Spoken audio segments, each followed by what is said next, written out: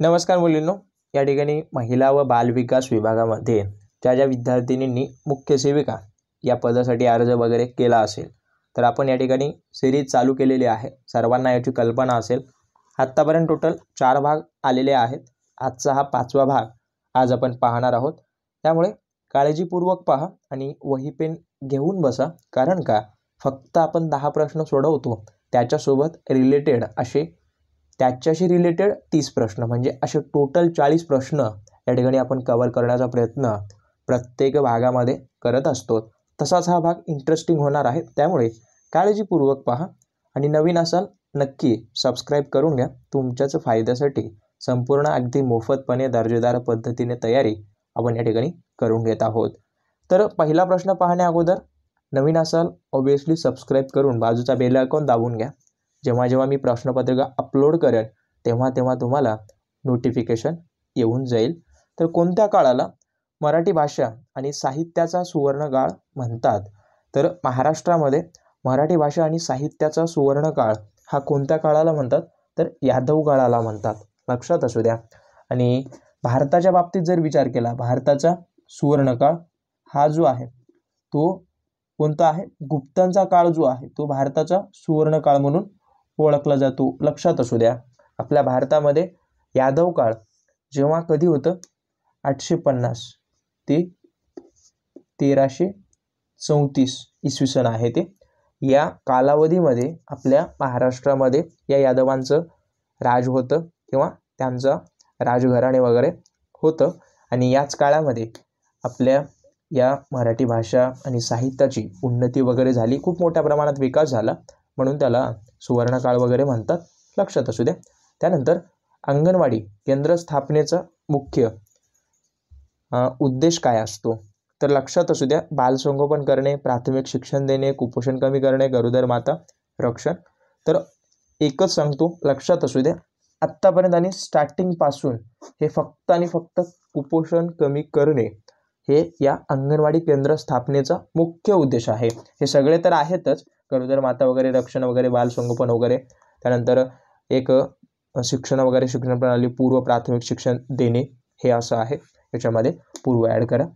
तर हे सगळे उद्देश आहेत, परंतु मुख्य उद्देश जर पाहिलं तर हे कुपोषणाच्या बाबतीत त्या विद्यार्थ्यांना विकास करण्यात यावा आणि कुपोषणाचं प्रमाण कमी करण्यात यावं, म्हणून या अंगणवाडी केंद्राचा स्थापन करण्यात आलं।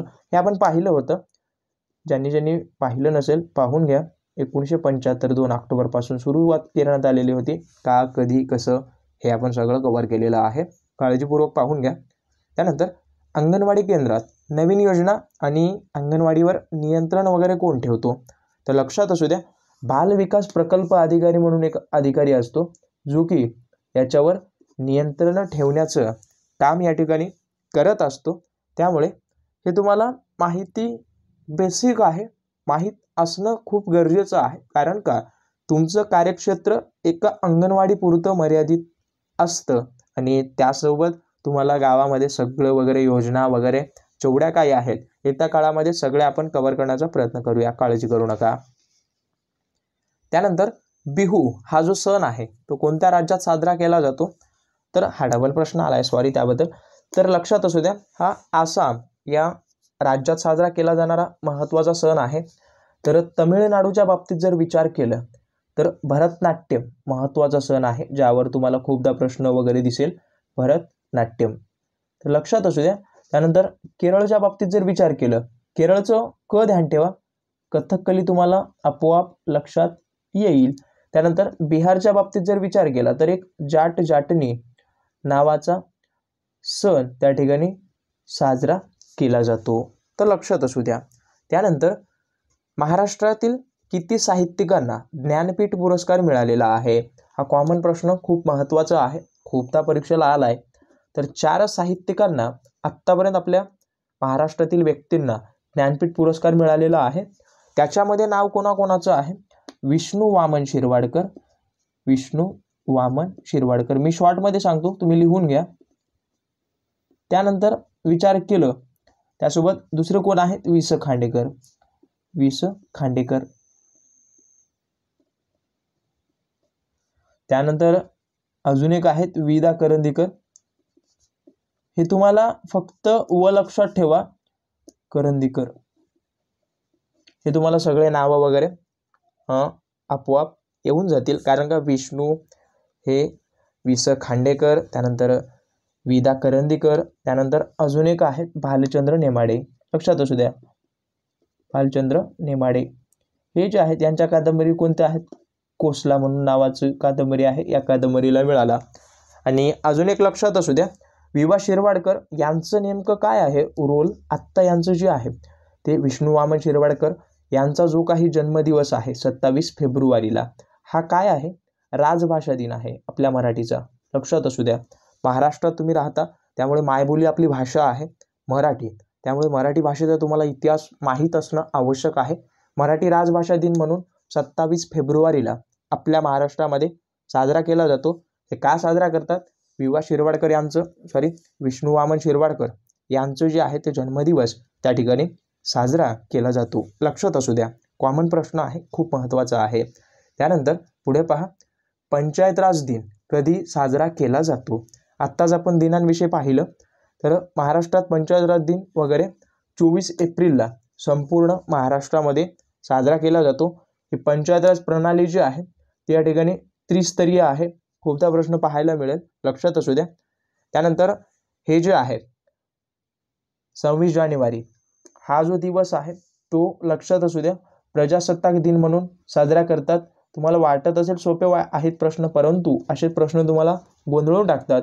15 ऑगस्ट हा काय आहे, स्वातंत्र्य दिन आहे. काही मुली कन्फ्युजन असतात की स्वातंत्र्य दिन हा 26 जानेवारीला म्हणतील, प्रजासत्ताक दिन 15 ऑगस्टला म्हणतील, याच्यामध्ये कन्फ्युजन होऊ देऊ नका. त्यानंतर 1 मे काय आहे, महाराष्ट्र दिन, त्यासोबत कामगार दिन सुद्धा आहे, महाराष्ट्र दिन. आणि अजून एक महत्त्वाचं, 26 जानेवारी 1950ला काय झालं, आपली राज्यघटना या ठिकाणी अंमलबजावणी झालेली आहे किंवा लागू करण्यात आलेली आहे, हेही लक्षात ठेवा. आणि त्यानंतर आता नवीन आहेत सगळे दिनांक वगैरे ज्यांच्याशी रिलेटेड इतिहास खूप महत्त्वाचा आहे, असे दिनांक तुम्हाला करावे लागणार आहेत. त्यानंतर छत्रपती शिवाजी महाराजांचा राज्याभिषेक कधी झाला, तर छत्रपती शिवाजी महाराजांचा राज्याभिषेक हा जो आहे तो 6 जून 1674 मध्ये झालेला आहे. तो कोणत्या गडावर झाला आणि कोणी केला, तो प्रश्न मी तुमच्यासाठी सोडतो, नक्की कमेंट करा. त्यासोबत जेवढे तुम्ही जास्तीत जास्त कमेंट करसाल, मी मागच्या व्हिडिओमध्ये म्हटलं होतं की मी प्रश्न वाढवणार आहे, त्यामुळे लवकरात लवकर कमेंट करा. त्यानंतर महाराष्ट्रात सत्तेची सुरुवात कोणत्या राजवंशापासून सुरू झाली, तर हा बेसिक इतिहास आहे. या ठिकाणी सातवाहनांचा पहिला जो राजवंश आहे जो महाराष्ट्रावर राज्य वगैरे केला किंवा सत्ता वगैरे गाजवली, लक्षात असू द्या, हा जो आहे तो या सातवाहन राजाची किंवा साम्राज्याची स्थापना हे सिमुक्त नावाच्या राजाने केलेली आहे, हेही लक्षात असू द्या. आणि सातवाहन यांचा कालखंड वगैरे जर पाहिलं तर इसवी सन पूर्वमध्ये आहे, लक्षात असू द्या, इसवी सन पूर्व 230 ते 60 पर्यंत एवढा कालखंड जो आहे तो या सातवाहन राजघराण्याचा आपल्या महाराष्ट्रामध्ये किंवा भारतामध्ये आहे, हे लक्षात असू द्या. त्यानंतर शेवटचा प्रश्न, मानदेशी माणसे नावाचं पुस्तक कोणी लिहिलं, तर ग. दि. माडगुळकरांचं हे पुस्तक आहे, तर लक्षात असू द्या. हे शंकरराव खरात यांच्या बाबतीत एक महत्त्वाचं पुस्तक कोणतं आहे, तराळ अंतराळ म्हणून एक आहे, लक्षात असू द्या, तराळ अंतराळ. आचार्य अत्रे त्यासोबत व्यंकटेश माडगुळकर यांची सुद्धा खूप महत्त्वाची पुस्तके आहेत. तर लक्षात असू द्या, येत्या काळामध्ये आपण सगळे प्रश्न कव्हर करण्याचा प्रयत्न करणार आहोत. गणित बुद्धिमत्तेचे क्लाससुद्धा आपण सुरू करणार आहोत.